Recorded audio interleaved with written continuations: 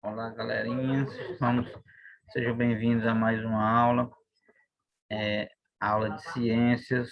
Nosso tema de hoje é a água. Vamos falar sobre um bem muito precioso para a nossa vida, que é a água. Sem ela, nós não viveríamos. A série do sétimo ano, quinto ano, desculpa, está no livro de vocês na página 48 até a 57, ok? Onde está a água? A água é fundamental para a existência de vida. O corpo de todos os seres vivos contém água, em maior ou menor quantidade.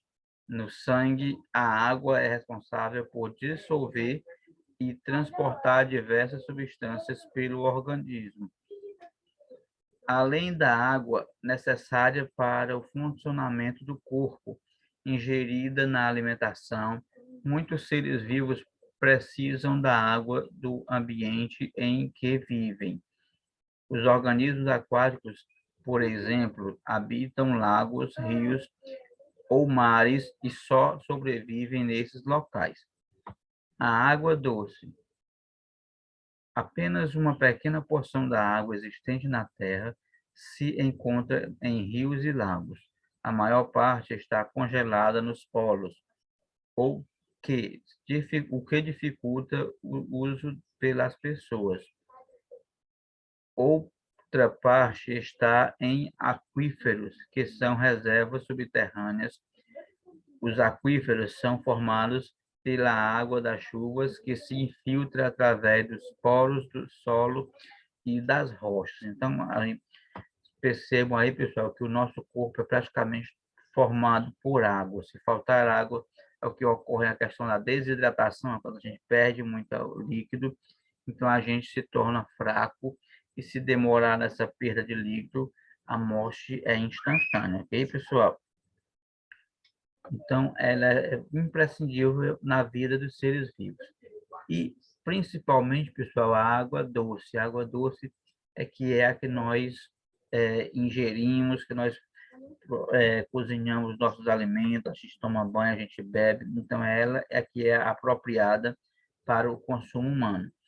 Porém, boa parte dessa água está se tornando imprópria, porque nós mesmos estamos destruindo as nossas reservas de água doce, poluindo, fazendo uso de forma exagerada, sem, vamos dizer assim, desperdiçando o nosso bem tão precioso que é a água, ok?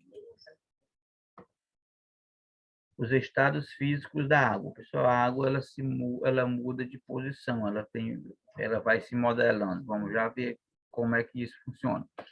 Na natureza, a água pode ser encontrada em 3 estados físicos: líquido, sólido e gasoso. A maior parte da água do planeta Terra, está no estado líquido, como a água dos rios, lagos e principalmente oceanos. O gelo é a água em estado sólido. Nos ambientes polares, o gelo forma uma grossa camada que pode ter muitos metros de espessura.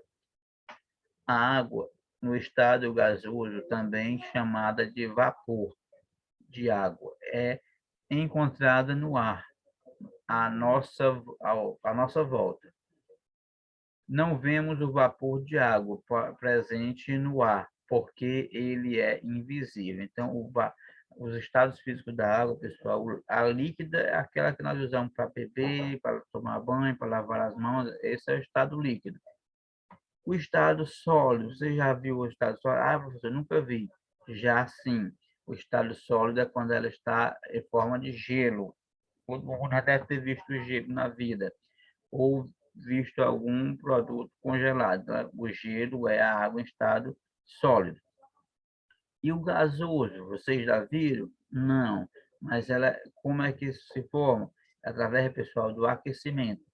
Quando está sendo fervida a água, ela vai evaporar. É isso que ocorre também na natureza. O sol aquece e a água evapora. Se vocês nunca fizeram esse experimento, tentem fazer hoje. Quando a mãe de vocês estiver fazendo a comida, vocês colocam uma tampa sobre a panela e aí, depois de alguns minutos vocês vão levantar essa tampa, vocês vão ver que vai estar cheio de gotículas de água coladas na tampa, porque ela subiu na fumaça, que era o vapor, e ao chegar na superfície fria, que seria a tampa, ela vai se condensar. E é aí que vai voltar a ser água novamente. É o que ocorre, pessoal, na formação das chuvas. O sol aquece a água, nós vamos ver daqui a pouco, o sol aquece a água, essa água fica leve, vira vapor e sobe, chega na atmosfera, encontra uma camada mais fria, ela se condensa e ela vai virar a nuvem de água. Aí, com o acúmulo dessa água, ela vai virar chuva e ela volta para o solo novamente através desse processo chamado de ciclo de água. Nós vamos ver daqui a pouco, ok? As mudanças de estado físico da água. A passagem da água do estado sólido para o líquido é chamada de fusão. Ao nível do mar, ela ocorre a partir da temperatura de 0 graus. Por exemplo, o gelo derrete fora do congelador, porque a temperatura do ar ao redor do gelo é maior que 0 graus Celsius. Ao contrário, a água líquida se transforma em gelo em locais de temperatura abaixo de 0, como dentro de um congelador ou em regiões frias do planeta. Essa mudança é chamada de solidificação. Ela está saindo do líquido para se tornar sólido. A evaporação, a água que está na superfície de um objeto ou acumulada com uma poça de água, recebe calor do ambiente e passa lentamente para o estado gasoso.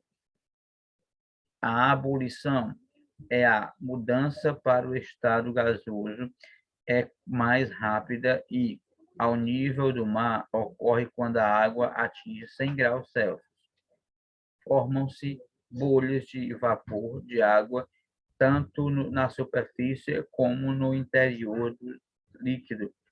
O vapor volta ao estado líquido quando submetido a temperaturas mais baixas do que a sua temperatura inicial. Essa mudança de estado é chamada de condensação. Ele vai se transformar novamente em água, que eu falei anteriormente. Quando ela chegar numa temperatura mais fria, ela vai voltar a ser água, ela vai sair do estado gasoso e passa a ser o estado líquido, ok? Assim que vai ocorrendo a formação de chuvas.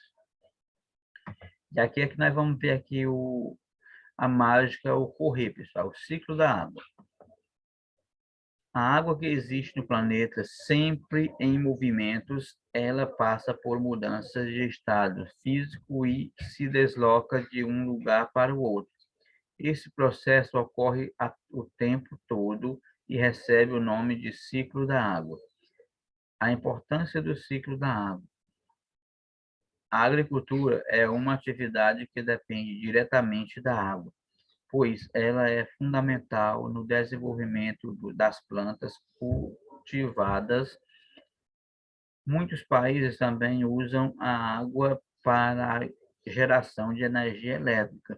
No Brasil, a maior parte desse tipo de energia é gerida e gerada em usinas hidrelétricas, onde o movimento das águas de um rio é usado para produzir energia elétrica. Okay? Então, pessoal, vocês estão vendo aqui a mágica acontecendo. Ó. O sol, ele aquece aqui a água. Quando ela fica quente, ela vira o vapor, ela vai subindo. Ó. Subiu, chegou na atmosfera, encontrou uma região fria. Então, ela vai formar a nuvem, ela se condensa. Ao se condensar, ela forma a nuvem de chuva. E nesse momento, com o acúmulo dessa água que vai acumulando bastante, ela se torna bem pesada, então ela volta em forma da chuva, ok? Esse é o processo que acontece com a formação das chuvas. Se alguém não soubesse, fica sabendo a partir de agora. Que a água, pessoal, a mesma que está lá na chuva, ela já esteve aqui no solo. Então, ela fica indo e voltando. É uma roda gigante, girando constantemente. Toda a água que está aqui no solo, ela vai subir e vai voltar de novo, e ela vai ficando assim, girando. É por isso que chama de ciclo. Vai e volta, vai e volta. Então, não é Deus que vai criar essa nuvem lá na atmosfera, vai transformar na chuvinha para a gente. Não.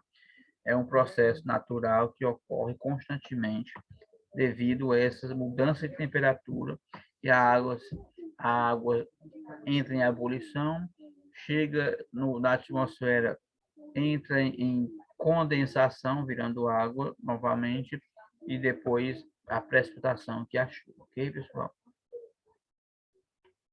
Vamos para a nossa última parte, o porquê de cuidar da água. Além de ser tão importante, ela precisa de cuidado. O conjunto de água doce não para de aumentar ao redor do mundo, em função do aumento do populacional e do aumento do uso das produções industrial, agrícola, entre outras.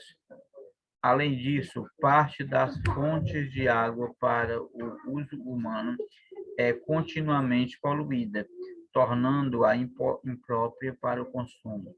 Após ser usada nas casas, outros estabelecimentos, a água fica misturada com sabão, fezes, urina e outras impurezas, formando o esgoto. Assim, se não houver economia e cuidado com esse recurso, não só a água disponível para o consumo humano, como também a água necessária à sobrevivência de praticamente todos os seres vivos pode se tornar cada vez mais escassa. Então, pessoal, se nós não cuidarmos dessa água, se nós não deixarmos de poluir, no futuro bem próximo ficaremos sem água potável e provavelmente se tornará difícil a vida na Terra. Então, nós temos que ter esses cuidados, temos que zelar por esse bem que é de graça, é a natureza que nos dá, então nós temos também que fazer a nossa parte cuidando dela.